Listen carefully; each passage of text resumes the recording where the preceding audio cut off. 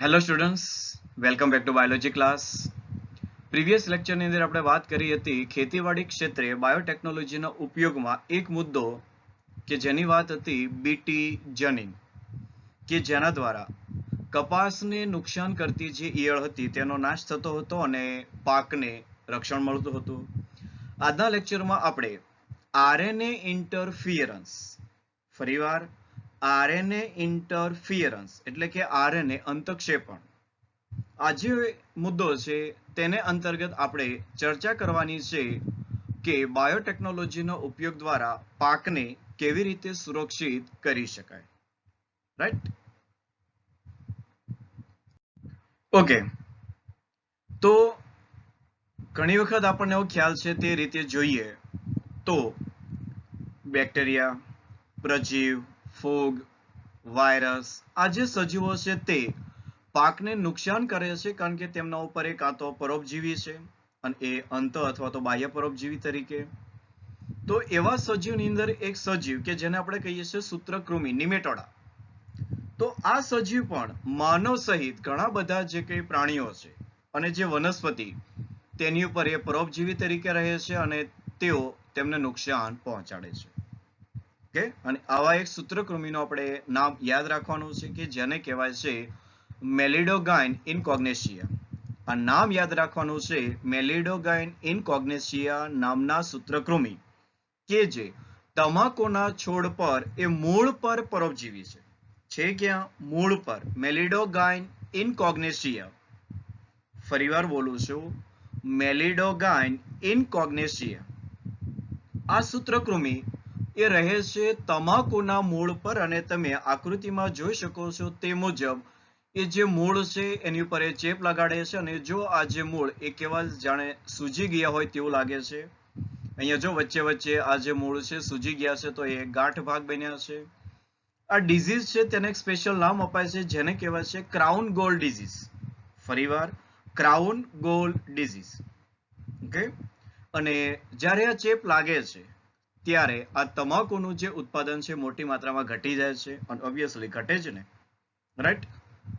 તો આપણો આ ચેપ્ટર બાયોટેકનોલોજીનું ખેતીવાડીમાં પ્રયોજન. તો હવે બાયોટેકનોલોજી, કારણ કે હવે જો આપણે જંતુનાશકોનો તો વિચાર કરવાનો જ નથી, કારણ કે ઉપયોગમાં શું લેવાનું છે? બાયોટેકનોલોજી. તો બાયોટેકનોલોજી આ આવનારી જે સમસ્યા છે, જે સામે ઊભી છે, જે પ્રશ્ન રૂપે કે જે સૂત્રકૃમિ છે તેને આપણે કેવી રીતે કિલ કરીએ અને તમાકુને સુરક્ષિત કરીએ. ઓકે, તો આ ટેકનોલોજીની અંદર એક નામ આપણે યાદ રાખવાનું છે જેને કહેવાય છે આરએનએ ઇન્ટરફિયરન્સ. આ એક ન્યૂ ટેકનોલોજી બાયોટેકનોલોજીને અંતર્ગત તેનો ઉપયોગ કરી અને આ જે તમાકુનો જે છોડ છે, પાક છે, તેને સુરક્ષિત કર્યો છે સૂત્રકૃમિથી. તો જો નામ છે આરએનએ, કારણ કે આપણને ખ્યાલ છે એનું ફૂલ નેમ, વધારે યાદ અપાવવાની જરૂર નથી, આરએનએ. અને ઇન્ટરફિયરન્સ જો નામ છે, કદાચ એનું તમે ગુજરાતી કરો તો કંઈક એવું થાય કે વિક્ષેપ પાડવો, કાંઈ એનો અવરોધ કરવો. ઓકે, ઇન્ટરફિયરન્સ એમાં ખલેલ પહોંચાડવી, આવો પણ તમે અર્થ કરી શકો છો. અર્થઘટન થઈ શકે છે કારણ કે આવું જ અર્થઘટન છે કંઈક. અંતક્ષેપણ, ઇન્ટરફિયરન્સ. તો એનું શોર્ટ નેમ છે એ યાદ રાખજો, આરએનએઆઈ. આરએનએઆઈ તરીકે ઘણીવાર એ ઉપયોગમાં લેવાતું હોય છે. તો આ જે ન્યૂ ટેકનોલોજી નામ છે આરએનએઆઈ, અને એ પણ ઘણા બધા સુકોષ કેન્દ્રી જે સજીવ છે તેની પોતાની એક કોષીય સુરક્ષા પ્રણાલી છે. જેમ બેક્ટેરિયાની અંદર પોતાની એક સુરક્ષા પ્રણાલી હતી અને એમાંથી આપણે અલગ તારવ્યા હતા રિસ્ટ્રિક્શન એન્ડોન્યુક્લિયસ. Remember that? તો આવી જે એક પ્રણાલી હવે સુકોષ કેન્દ્રી જે સજીવ છે તેની અંદર રહેલી છે અને એનો જ ઉપયોગ કરી અને આપણે હવે સૂત્રકૃમિને કિલ કરીશું અને તમાકુનો જે પાક છે એને સુરક્ષિત કરીશું. તો એનો જે કોન્સેપ્ટ છે વિદ્યાર્થી મિત્રો, એ વ્યવસ્થિત આપણે યાદ રાખવાનો છે. કોન્સેપ્ટ ઇઝી છે અને આપ સૌને આવડી જાય તેવો જ છે. ઓકે, કે જેની અંદર વિશિષ્ટ પ્રકારનું જે કે મેસેન્જર આરએનએ છે, અમને થોડી વારમાં વધુ સમજાઈ જશે, ચિંતા ના કરતા. આ જે મેસેન્જર આરએનએ છે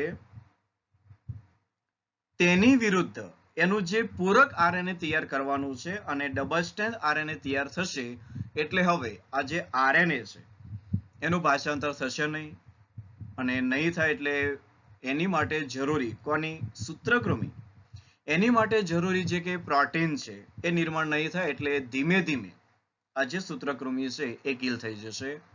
એટલે કોન્સેપ્ટ કંઈક એવો છે કે સૂત્રકૃમિને પોતાની જીવન જરૂરિયાત માટે જે કંઈ પ્રોટીનની રિક્વાયરમેન્ટ છે એટલે કે મેક્રોમોલેક્યુલ્સ એને બનતા અટકાવી દેવાના છે, અને જો એના શરીરમાં હવે આ અતિ આવશ્યક પ્રોટીન નહીં હોય તો ઓબ્વિયસલી આ જે સૂત્રકૃમિ છે ટૂંક સમયમાં કિલ થશે.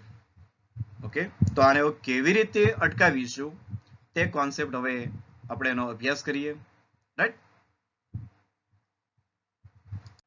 ઓકે, આરએનએ ઇન્ટરફિયરન્સ એનો બેઝિક કોન્સેપ્ટ, એને સમજવા માટે આપણે વાત કરવાની છે આનુવંશિકતાનો આણ્વીય આધાર ચેપ્ટર નંબર 6 એનો થોડોક અંશ, અને એ અંશ એટલે કે ટ્રાન્સક્રિપ્શન પ્રત્યાંકન. ઓકે, કે જેમાં આપણને ખ્યાલ છે કે ડીએનએ એક તંતુ છે અને એ તંતુ ઉપર ન્યુક્લિયોટાઇડનો ક્રમ છે, કંઈક એની અંદર કંઈક સિક્રેટ માહિતી છે. ઓકે, ગોપનીય આપણે કહી શકીએ એવી કંઈક માહિતી છે. હવે એ માહિતીનો ઉપયોગ કરી અને વિશિષ્ટ પ્રકારના પ્રોટીન એ આપણા સજીવ શરીરની અંદર બનતા હોય છે. પણ એક સામે ન્યુક્લિયોટાઇડ છે અને બીજી કક્ષામાં તો કે પ્રોટીન છે. એક પાસે ફોસ્ફોડાયસ્ટર બંધ છે તો બીજા પાસે પેપ્ટાઇડ બોન્ડ છે. રાઈટ? તો અહીંયા કંઈક એવું થશે કે એક લેંગ્વેજ ચાઇનીઝ અને એક લેંગ્વેજ ગુજરાતી. ચાઇનીઝ લેંગ્વેજને સમજવા માટે આપણે વચ્ચે એક ટ્રાન્સલેટર રાખવો પડશે તો આપણને કે ગુજરાતી લેંગ્વેજ સમજાશે. તો અહીંયા પણ કંઈક એવું તમે સમજી લો કે ડીએનએ પાસે રહેલી જે કે પણ માહિતી જે સિક્રેટ છે એ કંઈક ચાઇનીઝ લેંગ્વેજમાં છે જે આપણને સમજાતી નથી. પણ જો આપણે એના માટે ટ્રાન્સલેટર રાખીએ અને ત્યારબાદ જો એનું ટ્રાન્સલેશન ભાષાંતર કરાવીશું તો આપણને ઓબ્વિયસલી સમજાય જશે કે એ ચાઇનીઝ લેંગ્વેજમાં શું કહેવા માંગે છે. ઓકે, તો અહીંયા જે કે ડીએનએ એની અંદર રહેલી જે કે પણ જનનિક માહિતી છે એ માહિતી આપણને આપે છે એક મેસેન્જર આરએનએ રૂપે એક લેંગ્વેજમાં, અને એ લેંગ્વેજ એટલે કે મેસેન્જર આરએનએ, કે જેની અંદર ડીએનએ પાસે રહેલી જે માહિતી છે માહિતીની નકલ છે. ઓકે, એક ઝેરોક્સ કોપી છે. તમે જોઈ શકો ઉપર અહીંયા જે ડીએનએ જે તંતુ તમને આકૃતિમાં દેખાય છે તો એ ડીએનએ તંતુ ઓકે જે 5 પ્રાઇમ ટુ 3 પ્રાઇમ છે, તો એનો અહીંયા 5 પ્રાઇમ થી જે મેસેન્જર આરએનએ બન્યો છે તો એની જો તમે જોઈ શકશો કે જે કે પણ એડેનિન, ત્યારબાદ થાઇમિન છે, યુરેસિલ, એટલા માટે કારણ કે આપણને ખ્યાલ છે કે હવે આરએનએ માં થાઇમિન નથી, યુરેસિલ છે. ત્યાર પછી GGGC, મતલબ કે જે કંઈ એની શૃંખલા છે એ શૃંખલા એની કોપી થાય છે. અને આ જે શૃંખલા છે ને આપણે બે નામ આપવાના છે. એક શૃંખલાને આપણે કહીશું સેન્સ એટલે કે અર્થપૂર્ણ શૃંખલા, સેન્સ, અને બીજી જે શૃંખલા છે પૂરક શૃંખલા એને આપણે કહેવાનું છે એન્ટી સેન્સ, પ્રતિ અર્થપૂર્ણ, કારણ કે ડીએનએ કુંતલ છે અને એ પૂરકતાના સિદ્ધાંત પ્રમાણે ATGC ગોઠવાયેલા છે. ઓકે, હવે આ જે સેન્સ જે શૃંખલા છે એનું પ્રત્યાંકન થશે અને એની એક નકલ તૈયાર થશે અને એ મેસેન્જર આરએનએ રૂપે આપણને મળશે.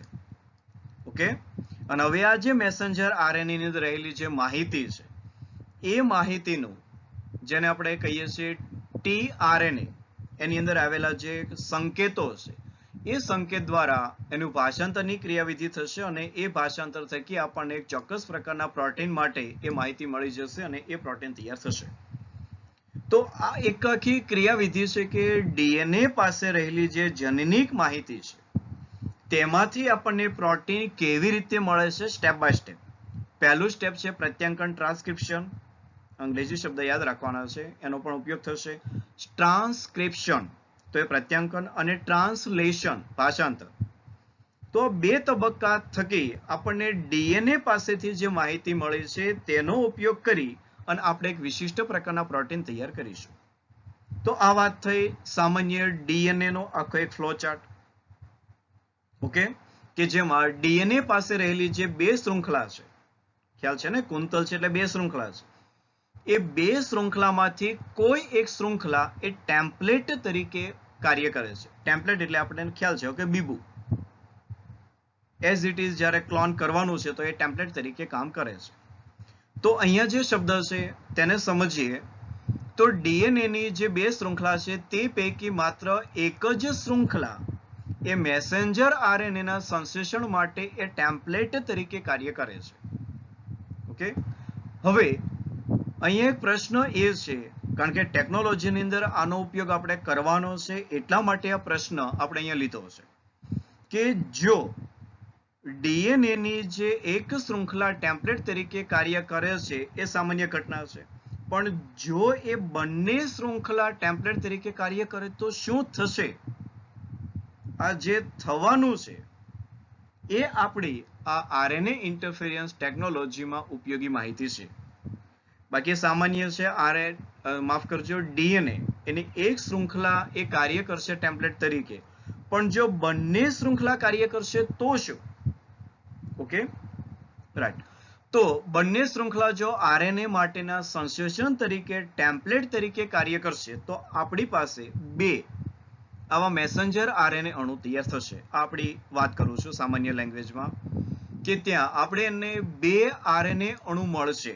જો બંને ટેમ્પલેટ તરીકે કામ કરશે તો આપણને બે પ્રકારના મેસેન્જર આરએનએ મળશે. અને આ જે બે મેસેન્જર આરએનએ છે એ પાછા એકબીજાના પૂરક તો છે જ. તમે ફોર એક્ઝામ્પલ એવું અહીંયા વિચારી લ્યો કે અહીંયા એયુજી જીજી આ બધા જે છે તેને અનુરૂપ અહીંયા નીચે જે ભાગ છે યુએસી સીસીસી, તો જો આ એકબીજાના પૂરક જ છે. જો તમને દેખાય છે, કારણ કે સાઇટોસિન સામે ગ્વાનિન છે, એડેનિન સામે યુરેસિલ છે, કારણ કે થાઇમિન તો આવવાનું નથી. ઓકે, તો એકબીજાના પૂરક જ છે. અને જો એકબીજાના પૂરક છે તો બંને વચ્ચે હાઇડ્રોજન બોન્ડ આવી જશે અને તે એકબીજા સાથે જોડાઈ જશે.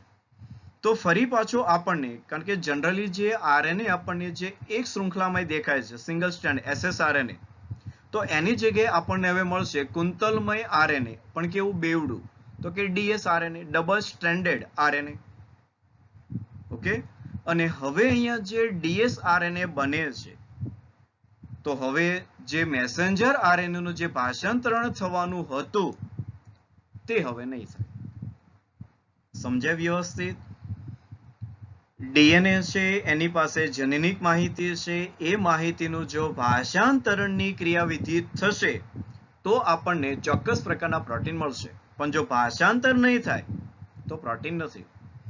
તો એના માટેની જે ક્રિયાવિધિ છે તેની અંદર ડીએનએ ની એક શૃંખલા આપણને ટેમ્પલેટ તરીકે કાર્ય કરાવે છે. પણ જો બંને શૃંખલા ટેમ્પલેટ તરીકે કાર્ય કરશે તો બે પ્રકારના આરએનએ બનશે, પણ આ બંને આરએનએ એકબીજાના પૂરક છે.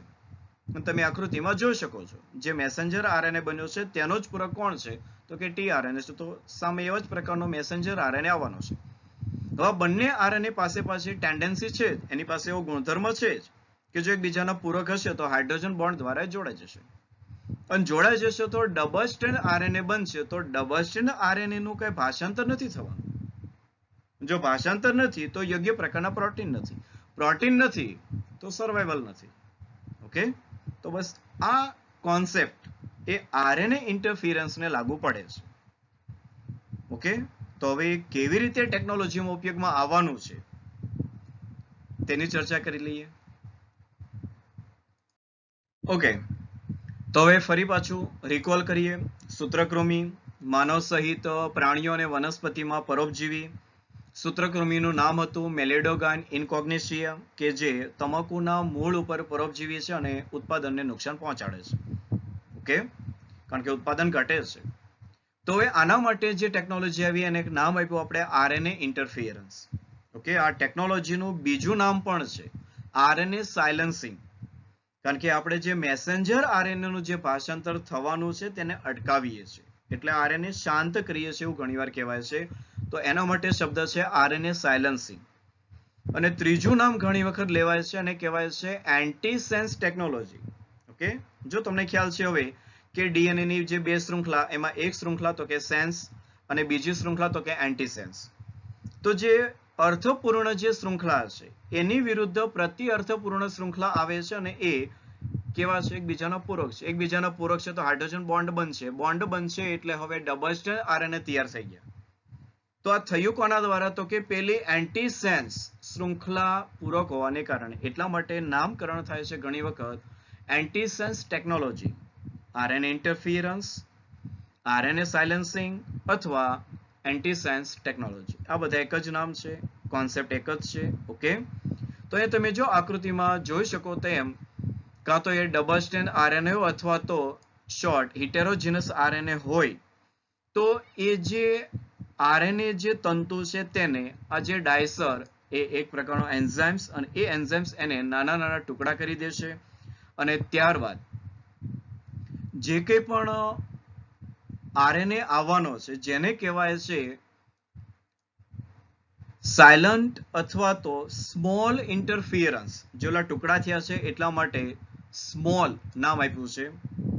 તો એ આરએનએ સાથે હવે અમુક પ્રકારના ઉત્સેચકો આવે છે અને એ બધા જ એક સાથે બંધાઈ જાય છે અને એ બનાવે છે એક સંકુલ કે જેને કહેવાય રિસ્ક.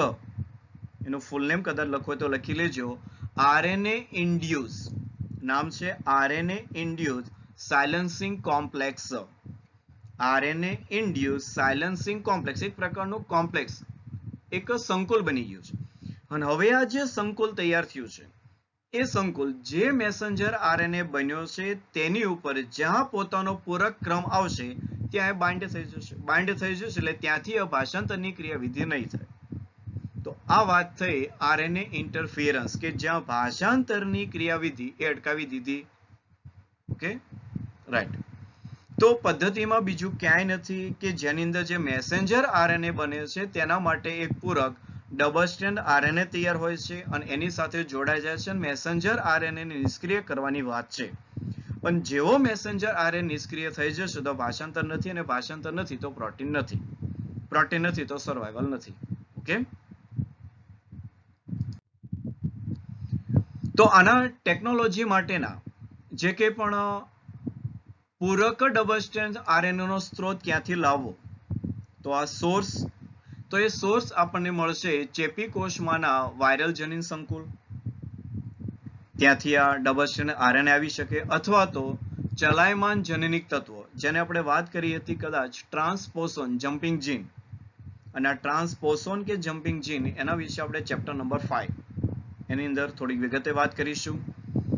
ઓકે, અહીંયા માત્ર નામ યાદ રાખો કે જમ્પિંગ જીન અથવા ટ્રાન્સપોસોન અને વાયરલ કોઈ પણ કોષ જનીન, કારણ કે એક જીનોમ છે અને એ જીનોમનો ઉપયોગ કરી અને આપણે ટેકનોલોજી થકી, કારણ કે જે ટેકનોલોજીના જે મુદ્દા છે તો ઓકે છે, એ પ્રોસેસમાં આગળ વધી અને ત્યારબાદ આપણે આ જે ડબલ સ્ટ્રેન્ડ આરએનએ છે એને દાખલ કરવાનો છે વનસ્પતિની અંદર. ઓકે, એટલા માટે આ સોર્સ, તો આ સોર્સ યાદ રાખવાના છે. સોર્સ છે કોણ પૂરક ડબલ સ્ટ્રેન્ડ આરએનએ નો? તો કે કોઈ પણ ચેપી કોષમાંના વાયરલ જનીન સંકુલ, કારણ કે એનો જીનોમ હોઈ શકે, અથવા તો ટ્રાન્સપોસોન એનો પણ જીનોમ હોઈ શકે, કારણ કે આ ટ્રાન્સપોસોન આવવાના છે કોઈ આરએનએ મધ્યસ્થી એના સ્વયં જનન જ્યારે પામે છે ત્યારે. તો કોઈ પણ સોર્સ આવી શકે. અને આપણે હવે વેક્ટર તરીકે એગ્રોબેક્ટેરિયમ, જો યાદ કરો ટેકનોલોજી તો એ જ છે, એગ્રોબેક્ટેરિયમ ટ્યુમિફેસિયન્સ એનું જે ટીએ પ્લાઝમિન. તો એગ્રોબેક્ટેરિયમ જે વાહક છે એનો ઉપયોગ કરી અને સૂત્રકૃમિ એના વિશિષ્ટ જનીનોને યજમાન વનસ્પતિમાં પ્રવેશ કરાવવાના છે. ઓકે, એટલે ટેકનોલોજી સરળ છે, રાઈટ, કારણ કે જે આપણે પ્રોટીન અટકાવવાનું છે તો એ પ્રોટીન માટેનો જે યોગ્ય ક્રમ ધરાવતો જે ન્યુક્લિયોટાઇડનો ક્રમ કે જે જનીન સ્વરૂપે છે, તો એ જનીન ત્યાંથી આઇસોલેટ કરવાનું છે અને વાહકની અંદર એને ટ્રાન્સફર કરવાનું છે. ઓકે, અને જે ડબલ સ્ટ્રેન્ડ આરએનએ બનાવતો જે સોર્સ છે એનો ઉપયોગ કરી અને આપણે એ વનસ્પતિને આખી એક નવી જ વનસ્પતિમાં રૂપાંતરિત કરી દઈશું કે જે હવે આવા ડબલ સ્ટ્રેન્ડ આરએનએ નું નિર્માણ કરી અને હવે સૂત્રકૃમિ એનું જે આરએનએ છે તેની સાથે જોડાઈ જાય અને તેનો નાશ કરી દે.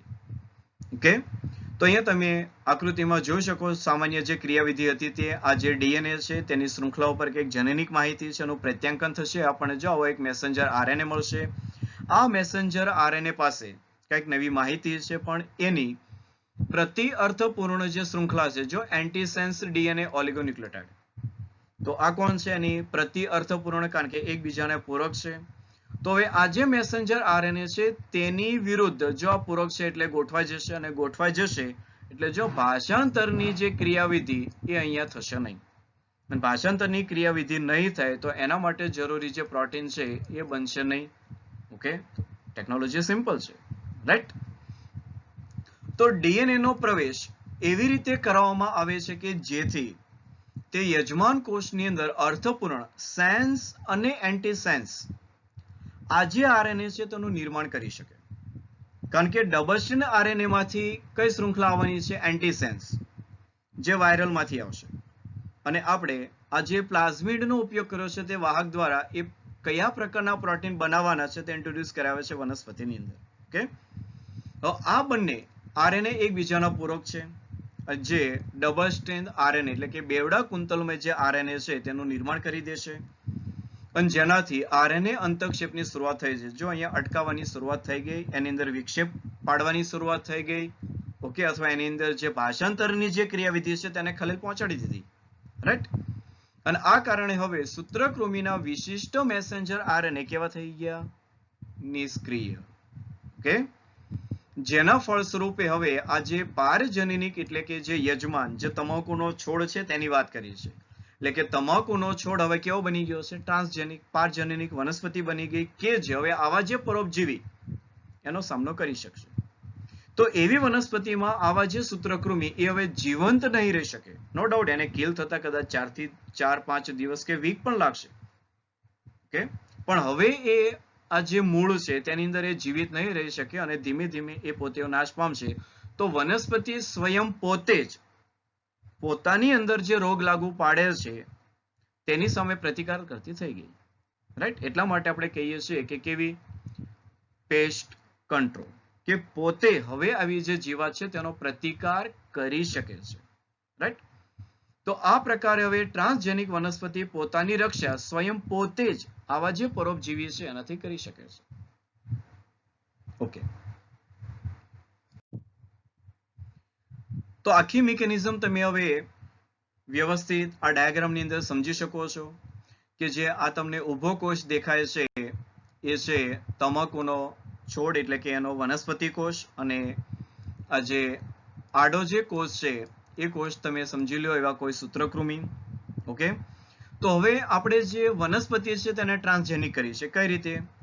તો કે જો કોઈ પણ વાયરલ જે કોષ એનો ડબલ સ્ટ્રેન્ડ જે આરએનએ છે એ અહીંયા દાખલ કર્યું છે અને કોઈ પણ પ્રકારનો જે વાહક છે એની અંદર પોતાનું જે મતલબ કે સૂત્રકૃમિ એનું જે પ્રોટીન જે બનાવે છે એનું જનીન પણ આપણે અહીંયા દાખલ કરી દીધું છે કે એના માટે થઈ અને હવે એનું જે જનીન એનું આરએનએ જે તૈયાર થશે તે પહેલા જે ડબલ સ્ટ્રેન્ડ આરએનએ છે તેની સાથે જોડાઈ જશે. અને હવે એ ડબલ સ્ટ્રેન્ડ જે આરએનએ તૈયાર થયા છે તેને આપણે જો હમણાં નામ આપ્યું હતું કોણ? ડાયસર. આ જે એક એન્ઝાઇમ છે તેના દ્વારા નાના નાના ટુકડા થઈ જશે. જો તમે જોઈ શકો છો આ બધા ડાયસર થી ટુકડા થઈ ગયેલા ભાગ છે અને એ હવે જે ભાગ છે તે આગળ હવે કોમ્પ્લેક્સ તૈયાર થઈ ગયું છે રિસ્ક એટલે કે આરએનએ ઇન્ડ્યુસ સાયલેન્સિંગ કોમ્પ્લેક્સ. અને એ કોમ્પ્લેક્સ થકી હવે જે આરએનએ જે બનવાનો છે કોની અંદર? હવે સૂત્રકૃમિમાં. જો વ્યવસ્થિત કે હવે જ્યારે સૂત્રકૃમિ પોતાના જે ચૂસકો છે એના દ્વારા એ કારણ કે પરોપજીવી છે આપણને ખ્યાલ છે પોતાના ચૂસકો દ્વારા એ પોતે હવે વનસ્પતિમાંથી જ્યારે પોષણ મેળવે છે ત્યારે એ દરમિયાન આ જે નાના નાના ટુકડા છે એ પણ જો આ બધા ચૂસકો દ્વારા ક્યાં દાખલ થઈ જશે? તો કે સૂત્રકૃમિના શરીરની અંદર.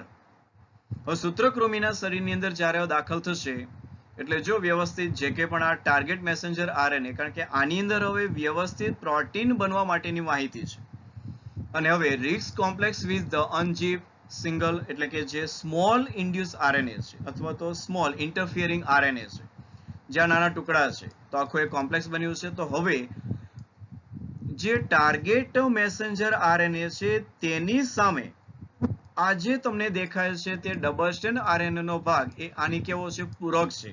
કારણ કે ઓલરેડી એની જે માહિતી હતી એ આપણે જાણી છે, જાણી લઈ એનું જનીન આપણે દાખલ કર્યું છે તો એ જનીનને અનુરૂપ આરએનએ તૈયાર થયું છે પણ પૂરક.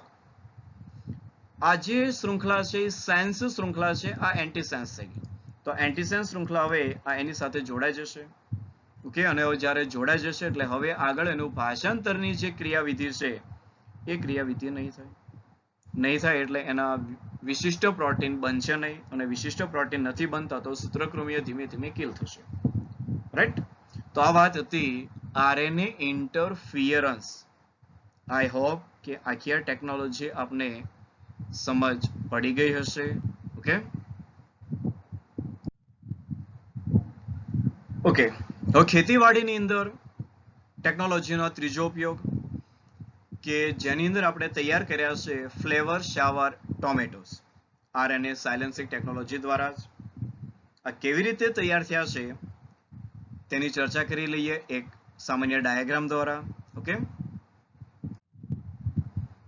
તો સામાન્ય પહેલા તો વાત કરીએ, આપણને ખ્યાલ છે જો કોઈ પણ ફળ પાકી જાય તો એના માટે ઇથિલિન ગેસ, ઇથિલિન એક અંતઃસ્રાવ એ જરૂરી છે અને નિર્માણ થાય છે એટલે જે કંઈ પાક છે એના ફળ એ પાકે છે. આ વાત ઓકે છે ને? રાઈટ. તો આ ફ્લેવર શાવર જે ટોમેટોસ છે એ હેતુ માટે તૈયાર કર્યા છે કે ટૂંક સમયમાં ન પાકે અને આખા એક મહિના સુધી 4 વીક સુધી એ ફ્રેશ રહે. સમજો, ફ્લેવર શાવર ટોમેટોસ એ હેતુથી બનાવ્યા છે કે એ 4 વીક એટલે એપ્રોક્સી 1 મંથ ત્યાં સુધી એ પોતે ફ્રેશ રહે, પાકે નહીં. અને જો આવું થશે તો જો એનો જે ટ્રાન્સપોર્ટેશન, માનો કે કદાચ કોઈ એક જગ્યાએથી બીજી જગ્યાએ મોકલવા માટે કદાચ જો દિવસો લાગે તો એ વચ્ચે એ સમય દરમિયાન આ ટામેટા પાકી ન જાય, સ્પોઇલ ન થઈ જાય. એટલે હેતુ સમજાય છે વ્યવસ્થિત?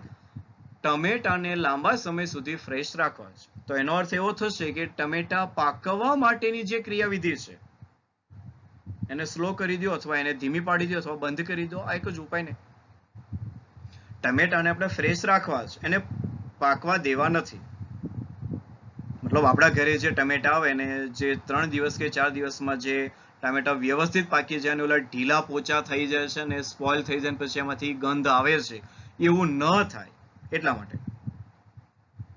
તો આ ટેકનોલોજી એટલે કે આરએનએ સાયલેન્સિંગ કે જેની અંદર પોલીગેલેક્ટોનોરેઝ આ એક એન્ઝાઇમ છે. આ એન્ઝાઇમ આ ટામેટા પકવવા માટે જવાબદાર છે. તો ઓબ્વિયસલી એન્ઝાઇમ એક પ્રકારે પ્રોટીન જ છે. તો આ પ્રોટીનનું નિર્માણ જો આપણે બંધ કરી દઈએ તો ટામેટા લાંબા સમય સુધી નહીં પાકે. ઓકે, અને ટામેટા વધારે ફ્રેશ રહેશે. ઓકે, તો અહીંયા જો તમે વ્યવસ્થિત આ નોર્મલ ટોમેટોસ આકૃતિમાં જોઈ શકો છો કે જ્યાં નોર્મલ મેસેન્જર આરએનએ એ બન્યું છે કોનું? તો કે આ પીજી જે જીન છે તે, એટલે કે પીજી જીન એનું ફૂલ નેમ આપણે યાદ રાખી લેવાનું છે કે જેને કહેવાય છે પોલીગેલેક્ટોરોનેઝ એન્ઝાઇમ. તો એની માટેની માહિતી છે. આ નોર્મલ જે મેસેન્જર આરએનએ છે એ આ પીજી જે એન્ઝાઇમ છે એની માહિતી ધરાવે છે અને એનું જ્યારે અહીંયા ભાષાંતરની ક્રિયાવિધિ થઈ જશે એટલે એ આપણને મળી જશે કોણ? તો કે પોલીગેલેક્ટોરોનેઝ એન્ઝાઇમ. અને આ એન્ઝાઇમની ક્રિયાવિધિથી હવે આ ધીમે ધીમે જે જો natural rotting due to PG, મતલબ કે આ જે ટામેટા છે કુદરતી રીતે હવે ધીમે ધીમે પાકવા લાગશે અને એ હવે ધીમે ધીમે સ્પોઇલ એટલે કે ઢીલા પોચા થવા લાગશે. આ એક સામાન્ય ક્રિયાવિધિ. પણ હવે આપણે આ જે ટેકનોલોજી આરએનએ ઇન્ટરફિયરન્સ એનો ઉપયોગ કરી અને ટામેટા જે પકવવાની જે ક્રિયાવિધિ છે એને સ્ટોપ કરવાની છે. મતલબ કે પીજી જીન એ ઓછી માત્રામાં નિર્માણ થાય, એની સાંદ્રતા ઓછી હોય અથવા એ બંધ થાય. તો આના માટે જો વાત અહીંયા છે ટ્રાન્સજેનિક ટોમેટો કે જેની અંદર જે એનું પીજી જીન છે એ ઓળખાયું છે અને એ ઓળખાયું ત્યારબાદ આપણે જે વેક્ટરની વાત કરી તે પ્રમાણે વેક્ટરમાં દાખલ કરાવી અને ટામેટાના જે છોડ છે તેની અંદર દાખલ થઈ જશે. એટલે બનશે શું કે એક તો બનશે આ પીજી જીન માટેનો એટલે કે મેસેન્જર આરએનએ જે રૂટીન આપણને શું આપે છે? તો કે પોલીગેલેક્ટોરોનેઝ એન્ઝાઇમની માહિતી. પણ એનું જે પૂરક જે શૃંખલા છે એ આપણે ઇન્ટ્રોડ્યુસ કરાવી દીધી. એટલે જો ડબલ સ્ટ્રેન્ડ આરએનએ, તો એ આરએનએ તૈયાર થઈ ગયો અને એનો પૂરક આરએનએ જો અહીંયા નામ આપ્યું છે એન્ટીસેન્સ મેસેન્જર આરએનએ. ઓકે, કારણ કે આપણે ઇન્ટ્રોડ્યુસ કરાવી છે. તો એન્ટીસેન્સ આરએનએ એની અંદર આવી ગયો છે. હવે બનશે શું? તો આ સેન્સ આરએનએ અને એન્ટીસેન્સ એકબીજાના કેવા છે? પૂરક છે ને. તો એકબીજાના પૂરક છે એટલે બનશે ડબલ સ્ટ્રેન્ડ આરએનએ. અને ડબલ સ્ટ્રેન્ડ આરએનએ નું ભાષાંતર થશે નહીં. એનો મતલબ કે હવે આ જે પીજી એન્ઝાઇમ છે પોલીગેલેક્ટ્રોનેઝ એન્ઝાઇમ છે તે નહીં બને, અને નહીં બને તો હવે થશે શું? Right, and no rotting for about 3 weeks. તો આ 3 થી 4 વીકની અંદર આ જે ક્રિયાવિધિ છે સ્ટોપ થઈ ગઈ. મતલબ કે આ જે ટોમેટોઝ એ ફ્રેશ, તમે આકૃતિમાં પણ જોઈ શકો કેટલા ફ્રેશ છે. ઓકે, તો આ નામ છે ફ્લેવર શાવર ટોમેટોઝ, કે જે યુએસએ ની અંદર આ ટ્રાન્સજેનિક પ્લાન્ટ એ તૈયાર કરાયા છે. અને ડ્યુરિંગ ટ્રાન્સપોર્ટેશન, કારણ કે ફોર એક્ઝામ્પલ માનો કે જ્યારે નિકાસ થતી હોય ત્યારે એક દેશમાંથી બીજા દેશમાં લઈ જવા ઘણો સમય લાગતો હોય છે. તો એ સમય દરમિયાન આ જે ટમેટા એ વધુ માત્રામાં પાકી ન જાય તે માટે આવા ટ્રાન્સજેનિક ટોમેટોઝ એ તૈયાર કર્યા છે આરએનએ ઇન્ટરફિયરન્સ ટેકનોલોજી દ્વારા. Okay, right. ઓકે, ત્યાર પછી હવે એક ટ્રાન્સજેનિક પ્લાન્ટ એના વિશે અભ્યાસ કરીએ. તો આવો જ હવે મતલબ આ જો આખા પ્રયોજન છે, એપ્લિકેશન છે બાયોટેકનોલોજીની, તો આપણે એવા પણ પ્લાન્ટ વિકસાવી શકીએ કે જેની અંદરથી મેડિકલ ક્ષેત્રે ઉપયોગી એવું હિરુડિન, અને આપણને ખ્યાલ છે હિરુડિન છે કેવું, તો કે એન્ટીકોગ્યુલન્ટ છે. જો યાદ કરો કદાચ જળો, આ જળો છે એમાં કુદરતી રીતે નિર્માણ થાય છે એન્ટીકોગ્યુલન્ટ હિરુડિન. તો હવે આવું હિરુડિન મેડિકલ ક્ષેત્રે ઉપયોગમાં લેવા માટે જે વનસ્પતિ છે તેમાંથી પણ મેળવી શકાય. તો આ બાયોટેકનોલોજી છે. ઓકે, કદાચ જો તમને વાત કરીએ બાયોટેકનોલોજીની, તો તમે કદાચ વિચારી શકો, કારણ કે તમે ભવિષ્યના ડોક્ટર બનવાના છો, ઇફેક્ટિવ ડોક્ટર બનશો. તો હવે માનો કે આમાંથી કોઈ પેડિયાટ્રિશિયન બનશે, તો એ જ્યારે નાના બાળકને રસી આપે છે ત્યારે ઓલું પેલું ઇન્જેક્શન આપે છે, અને એ ઇન્જેક્શનનું પેઇન એ બાળકને થાય છે.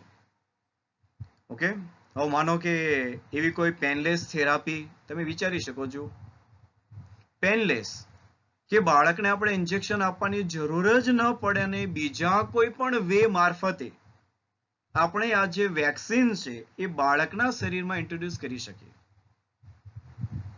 ઓકે, આનો આન્સર તો હું નેક્સ્ટ લેક્ચરની અંદર આપીશ, પણ ત્યાં સુધી તમે પણ વિચારો એઝ અ ઇફેક્ટિવ ડોક્ટર તરીકે તમે આવું બાયોટેકનોલોજી દ્વારા કંઈક એવું તો શું કરી શકો કે બાળકને આપણે વેક્સિન વિધાઉટ પેઇન આપી શકીએ, એને દુખાવો પણ ન થાય અને બાળક હસતા હસતા આ વેક્સિન લઈ શકે.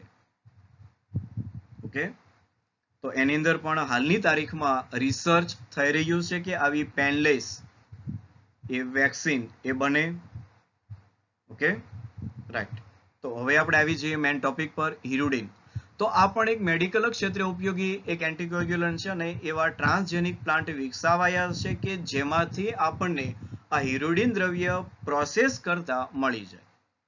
અને આના માટે પ્લાન્ટનું નામ છે બ્રાસિકા નેપસ. એ પ્રકારની રાયત છે, કારણ કે આપણને ખ્યાલ છે બ્રાસિકેસી આખી ફેમિલી, એમાં બ્રાસિકા પ્રજાતિ. તો બ્રાસિકા નેપસ નામનો જે પ્લાન્ટ એને બનાવાયો છે હિરુડિન માટે ટ્રાન્સજેનિક. અને આ જે પ્લાન્ટ છે તેના બીજમાંથી, કારણ કે ઓબ્વિયસલી જ્યારે આવું આપણે તૈયાર કરીએ છીએ ને ટ્રાન્સજેનિક પાર્જેનેરિક, તો ત્યારે જો આપણે વાત કરીએ તો કોઈ પ્રાણીની અંદર જો આપણે આવું કોઈ જનીન દાખલ કરીએ તો આપણને નીપજ મળે છે પ્રાણીના દૂધમાંથી, મિલ્ક પ્રોડક્શનમાંથી. તો એમાંથી આપણે એક્સટ્રેક્ટ આઉટ કરીએ છીએ અને એ નીપજ મેળવીએ છીએ. જો કોઈ સજીવ એટલે કે એઝ અ હ્યુમનમાં જો દાખલ કરીશું તો હ્યુમનની અંદરથી એઝ અ યુરિનમાંથી એને કલેક્ટ કરવામાં આવે છે. અને વનસ્પતિમાં જો દાખલ કરીશું તો એના આવા જે ફળ અથવા તો જે સીડ છે એ બીજ, એમાંથી આવી જે નીપજો એ કલેક્ટ કરવામાં આવે છે. તો અહીંયા પણ આ જે હિરુડિન છે એ પણ આ જે રાઈના જે છોડ છે તેના બીજ, એ બીજનો એક્સટ્રેક્ટ કરી અને એમાંથી પ્યોર ફોર્મમાં પછી હિરુડિન એ મેળવાય છે.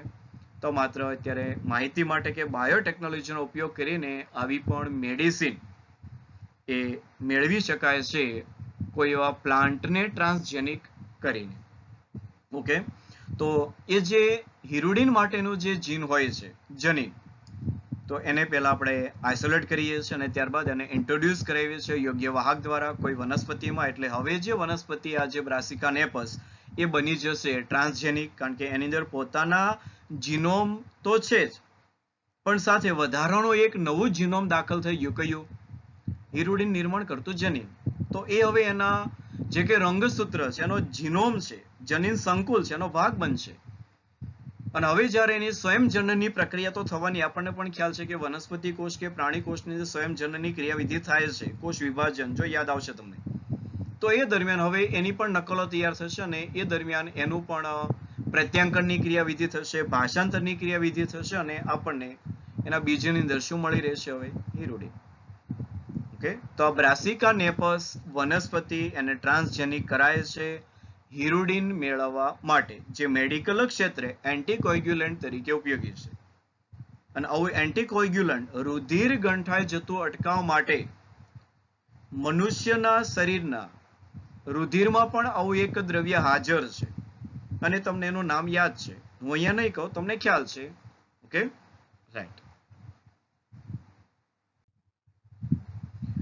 ઓકે, તો હવે આપણે નેક્સ્ટ લેક્ચરની અંદર વાત કરીશું આવું જ કાંઈક એક નવીન ટેકનોલોજી, બાયોટેકનોલોજીની અંદર જ, અને એમાં આપણે નિર્માણ કરાવીશું હ્યુમન ઇન્સ્યુલિન. ઓકે, જે સૌપ્રથમ એલી લીલી કંપની દ્વારા બનાવવામાં આવ્યું હતું, તેનો અભ્યાસ કરીશું. અને હોમવર્ક અને વર્કશીટ આપણે સોલ્વ કરવાની છે. હોમવર્ક લખી અને સબમિટ કરાવી દેવાનું છે.